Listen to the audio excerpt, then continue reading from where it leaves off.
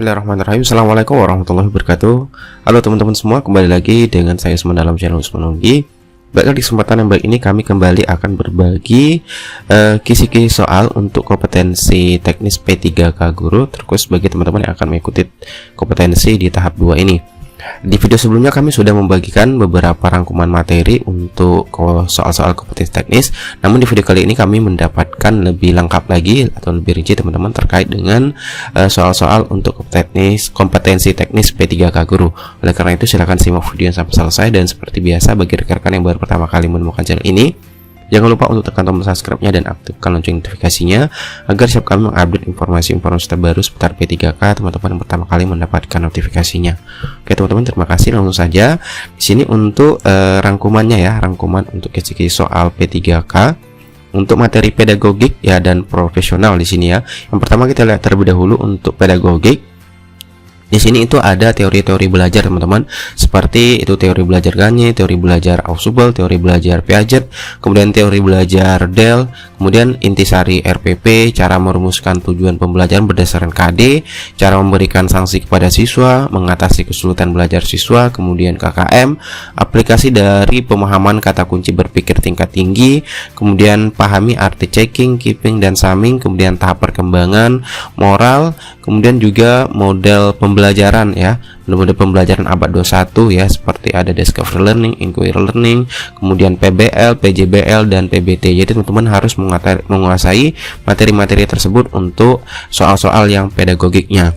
Kemudian selanjutnya untuk yang materi PKN, untuk materi PKN di sini itu kebanyakan soal-soal yang muncul itu berkaitan dengan nilai Pancasila, kemudian lambang Pancasila dan makna lambangnya, kemudian toleransi dengan pasal-pasalnya, kemudian amandemen Undang-Undang Dasar 1945, kemudian makna pembukaan Undang-Undang Dasar 1940-nya per alinea. Silakan teman-teman ingat masing-masing alinea 1, alinea kedua, ketiga, dan keempat. Kemudian juga ada materi tentang proklamasi, kemudian tentunya tugas-tugas lembaga negara yudikatif, eksekutif, dan legislatif teman-teman.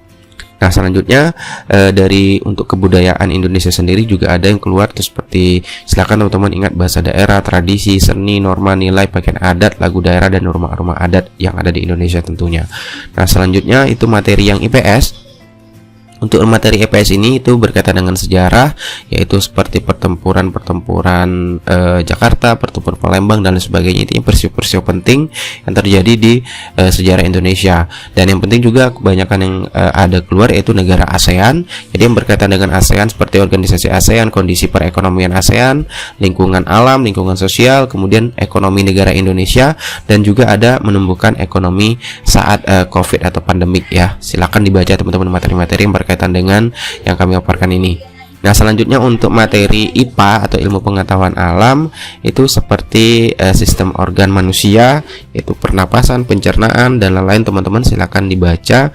Kemudian berhubungan dengan materi gaya, tentunya ini berkaitan juga dengan hukum Newton 1 bagi contohnya dalam kehidupan sehari, kemudian hukum Newton 2, dan yang ketiga kemudian ada siklus hujan, tenaga surya, kemudian energi mekanik, energi kinetis, energi potensial, kemudian teknik prosedural itu seperti cara menggosok gigi, cara membuat bubur kacang hijau, kemudian ada untuk yang hewan itu ciri-ciri lipan, listrik statis, metamorfosis makhluk hidup, perkembangbiakan hewan, jarak, waktu, dan kecepatan, kemudian abrasi dan simbiosis yang ramah lingkungan.